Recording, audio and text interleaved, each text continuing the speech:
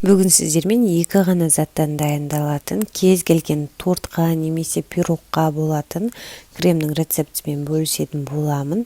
Өте оңай дайындалады, ешқандай сливки, творожный сырды қажет етпейді.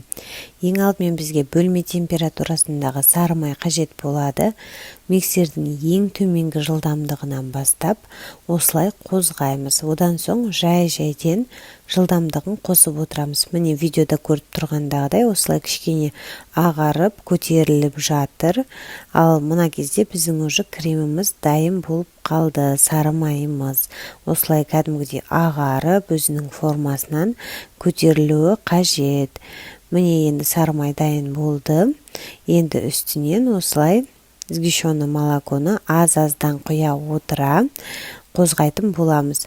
Аз-аздан міндетті түрде салып алып, миксермен жақсылап қозғап аламыз. Барлық сгущенное молокомызды дәл осылай жасап шығатын боламыз. Міне видеода көріп тұрғандағыдай кішкене ғана құйып алдым. Енді тағы да миксермен жақсылап қозғаймыз.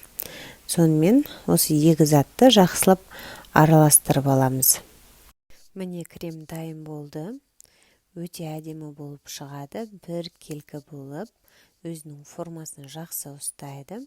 Қаласаңыз тоңазғышқа шамамен жарты сағат, 1 сағаттай уақытқа салып алсаңыз, өте керемет ұстайтын болады өзінің формасын. Міне лопаткадан ешқандай құлап тұрған жоқ. Өте жақсы болып шықты. Кез келген тортқа немесе пирогқа пайдалансаңыз болады. Міне осылай насадкаға салып алып, тортыңызға әсемдеп гүлдер жасасаңыз болады. Өте әдемі, өте дәмді крем шығады. Міндетті түрде жасап көріңіз. Осы рецептімен сізге ұнайтынына сенімдімін. Видео рецепт ұнап жатса, каналыма тіркеліп, лайк басып, пікір қалдыруды ұмытпаңыз. Сау саламатта болғайсыз.